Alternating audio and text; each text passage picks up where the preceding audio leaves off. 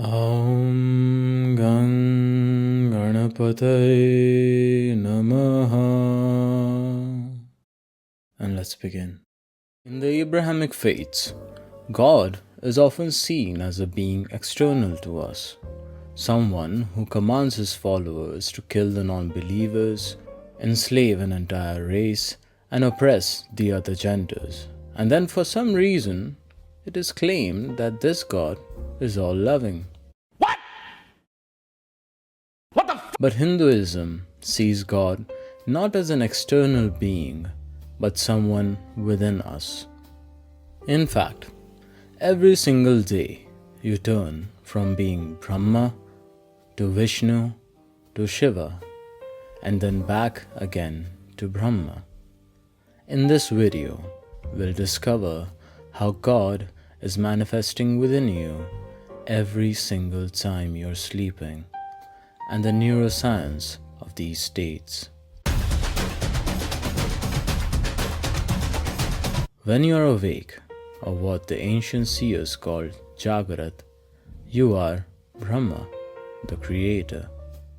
When you wake up in the morning, you open your eyes and your mind creates your room, your schedule, your problems, your identity, and also a need to pee. But the ancients warned us about the danger of the waking state. They told a story about how Brahma became obsessed with his own creation. The story goes that Brahma created a beautiful goddess named Shatarupa, who represents material reality and form. Brahma became so infatuated with the physical world he just created that he couldn't take his eyes off it. Everywhere material reality went, Brahma grew a new head to look at it. North, south, east, west.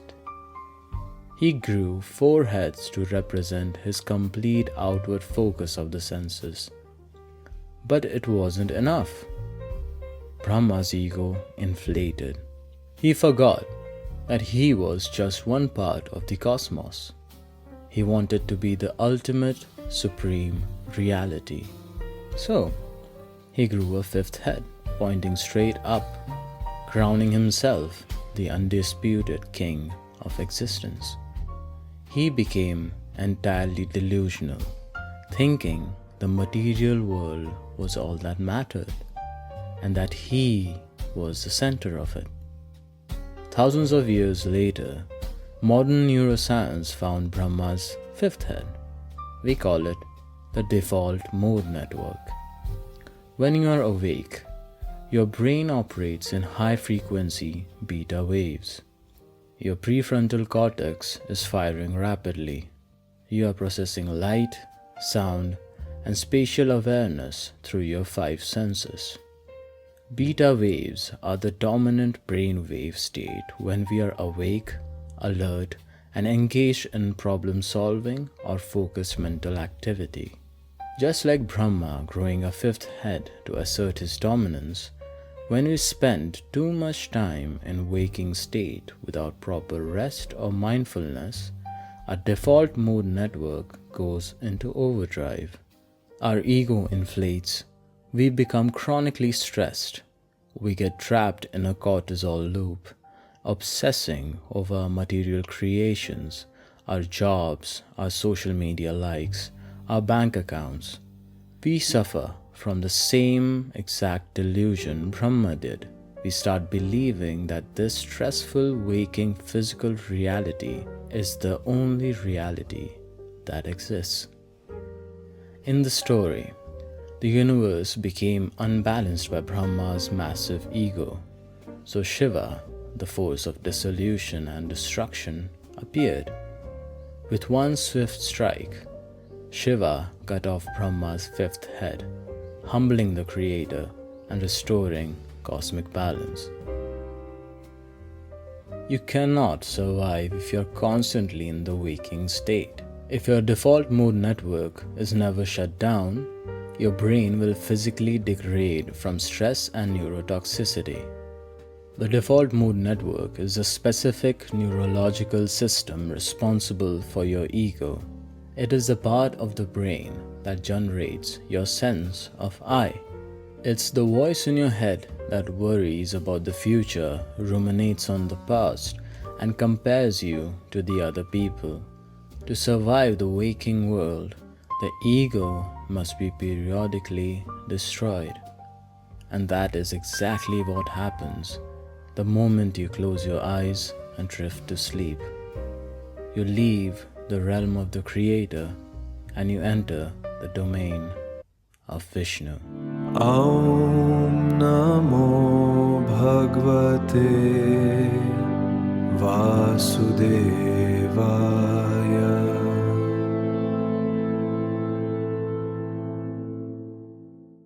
When you finally exhaust the waking state and drift to sleep, your physical world vanishes. But your mind doesn't shut off. You leave the realm of Brahma and enter Swapna, the dreaming state.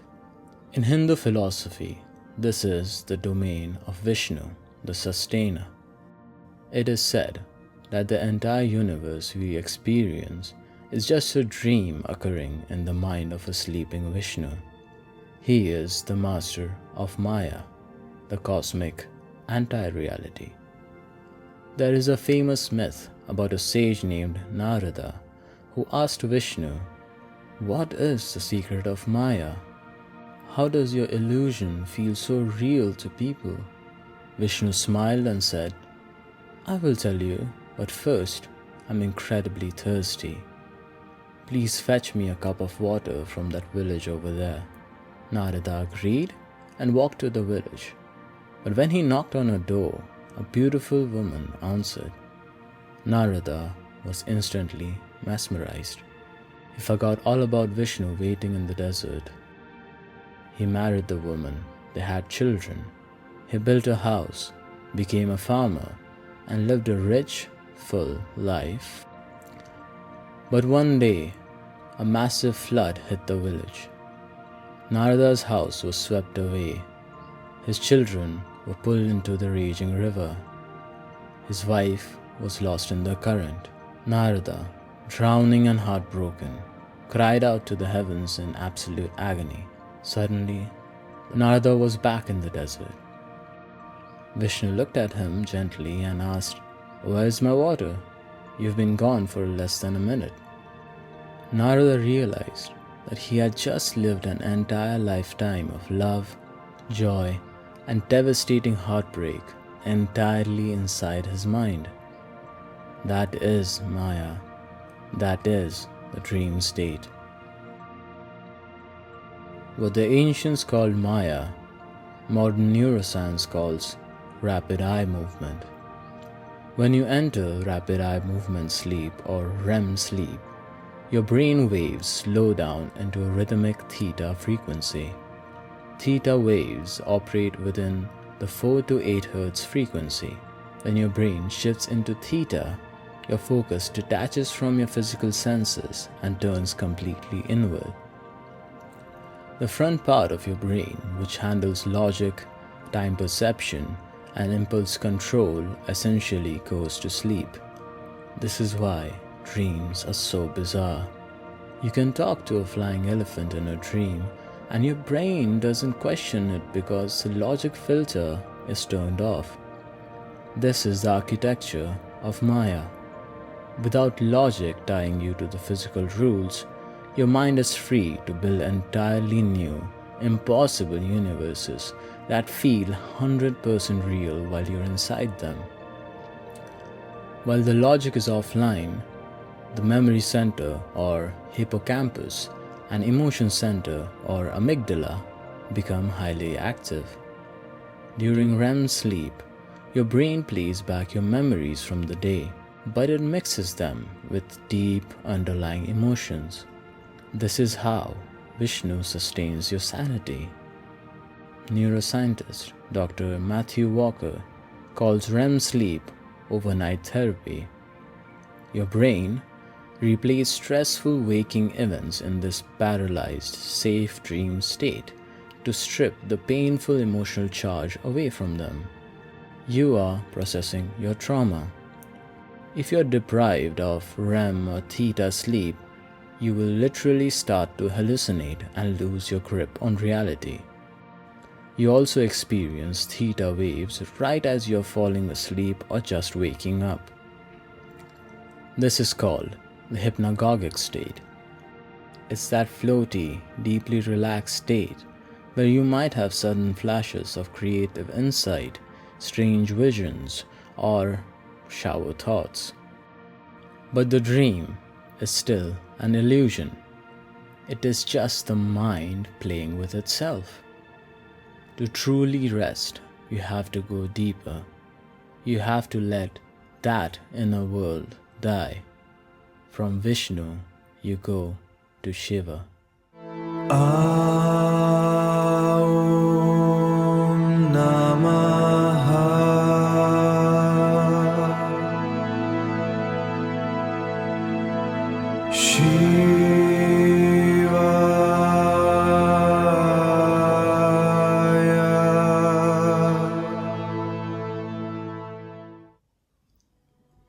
Eventually, the dreams must end. The mental projector shuts off. You leave the virtual reality of Vishnu and you plunge into the deepest state of consciousness, Sushupti, or deep dreamless sleep. This is the domain of Shiva, the destroyer. But in ancient philosophy, destruction is a profound act of mercy, the dissolution of everything that exhausts you. There is a powerful myth about Shiva sitting in profound absolute meditation. The other gods needed him to wake up to solve a crisis in the waking world. So they sent Kama, the god of desire and attachment, to shoot Shiva with an arrow of lust. Kama loosed his arrow, but Shiva did not wake up and join the chaos. Instead, he simply opened his third eye and instantly reduced Kama to a pile of ash. This is exactly what happens when you enter deep sleep. Kama represents your waking desires, your ego, your anxieties, and your attachments. To enter the realm of Shiva, all of that must be burned to ash. Neuroscience maps the realm of Shiva as NREM stage 3 or slow wave sleep. Your brain drops into its lowest possible frequency, delta waves, which operate between 0.5 to 4 Hz. During delta sleep, the fast computational firing of the prefrontal cortex and the default mode network completely flatlines. The brain synchronizes into massive slow waves that roll across the cortex. This is the void. You have no name, no memories, no fears, and no ego. Just like Shiva, turning Kama to ash, the delta state burns away every attachment you have to the waking world. You are reduced to Shunya, absolute zero. During delta sleep, a literal biological destruction takes place. It's called the glymphatic system. When you enter deep sleep, the glial cells in your brain actually shrink up by 60%. This creates space for cerebrospinal fluid to rush in and power wash your brain. It flushes out and destroys the toxic metabolic waste like amyloid beta proteins that built up during your waking hours. If you don't get enough deep sleep, these toxins accumulate, leading to brain fog, aging, and eventually diseases like Alzheimer's. Shiva, the destroyer, is literally washing away the dead waste of yesterday so you can survive tomorrow. We spend our entire waking lives trying to achieve peace. We think if we get the right job, the right partner, or the right amount of money, we will finally be able to rest. But the ancients used Sushupti to prove a radical truth about human psychology. Peace is not something you achieve. Peace is your default state. The next time you're overwhelmed by the chaos of Brahma or the anxious simulations of Vishnu, remember the void of Shiva. You do not need to fix the entire universe to feel okay. Just have to remember, beneath the waking and the dreaming, you are already whole. You are already at peace. And hopefully, you're already subscribing. Bye.